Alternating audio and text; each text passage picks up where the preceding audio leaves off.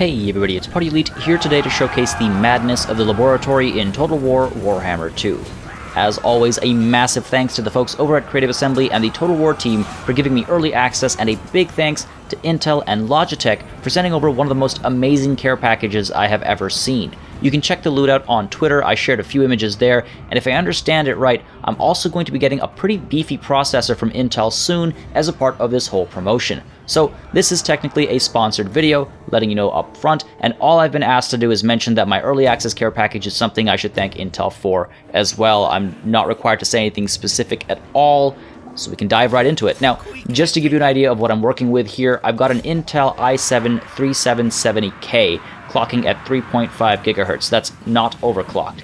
This is a processor from 2012, if I recall correctly, so it's definitely on the older side of things. I've been meaning to upgrade it for a while now, as many of you guys who watch my stuff know, and so it's going to be doing some pretty heavy lifting today.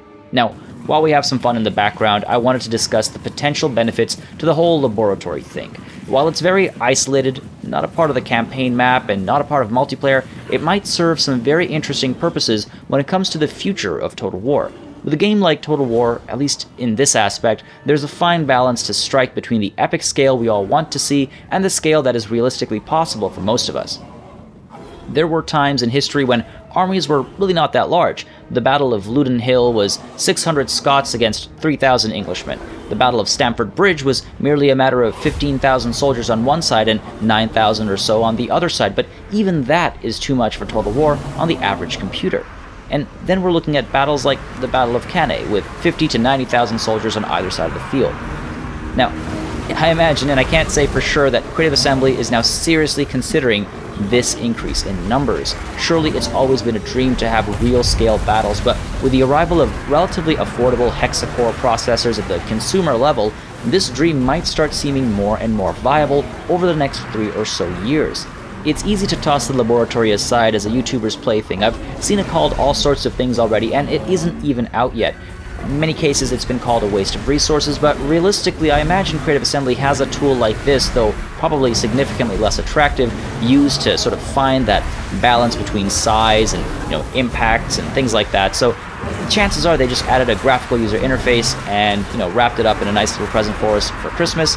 Not the biggest waste of resources. And if and when I make a laboratory video with the top-of-the-line rig, I'll make sure to point out the rig I'm using so it's clear the kind of power involved. But I think that Creative Assembly is hoping not only to drum up some hype, but also to benchmark. Right now, it's impossible to scale the game from low to ultra unit size to go from 60 to 600 individuals in a unit. Well, impossible is the wrong word, but can you imagine fighting a siege battle on the same map with 1,000 soldiers as opposed to 14,000? It's just not possible on the same map. There is obviously a reasonable and possible range, and I wouldn't be surprised if the Total War team is looking to up the ante for the next major historical release, if not the one after, maybe even on a new engine. An engine optimized to take full advantage of 4, 6, and more cores, 8, 12, and more threads. Built from the ground up, using what we do in the laboratory as benchmarks, we might be seeing the first steps in a new era of Total War games.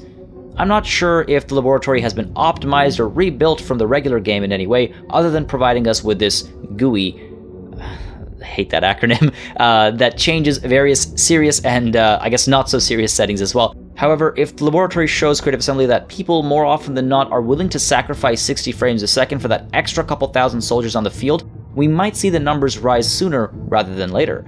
This obviously isn't a promise of any sort, it's just an experiment, that's what it was called. And of course, we've got some other metaphorical dials to turn that should provide some fun viewing. Bigger explosions, more blood, no gravity, tons of ammo, etc.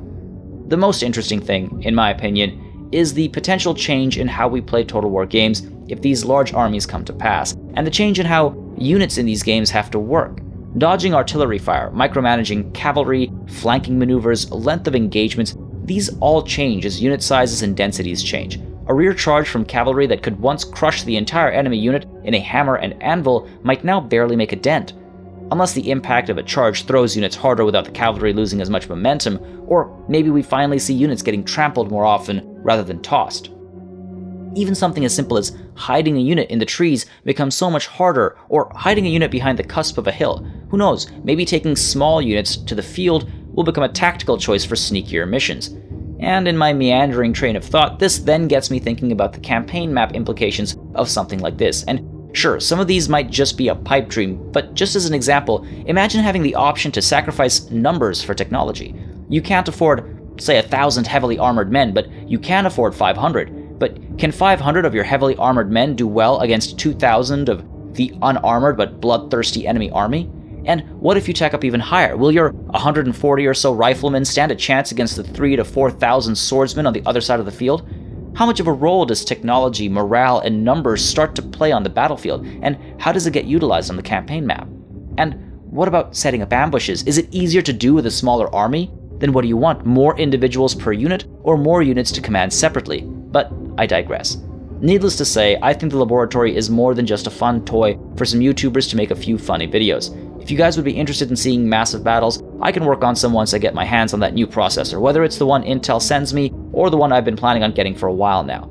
Let me know what you guys think of the laboratory in the comments below and how you think numbers can change the way Total War games work. I think there's a huge room for change here, for evolution, revolution even, of the series, and I'm extremely excited. I've been playing these games ever since they started, since the 6th grade. They were my foray into history, they were my foray into a lot of things really that I like to think kind of shaped the way I am and how I think and how I approach things and the things I like and the things I talk about. So, in all honesty, this is sort of really exciting for me. I'm curious to see what the next big step for Total War is, and if this is a hint at it, then, I mean, I'm thoroughly excited. Now, as always, make sure you subscribe to this channel for more Total War content. On the topic of the future of Total War, there are plenty of things happening at Creative Assembly right now, and I intend on covering it all. Thank you very much for watching, and until next time, cheers.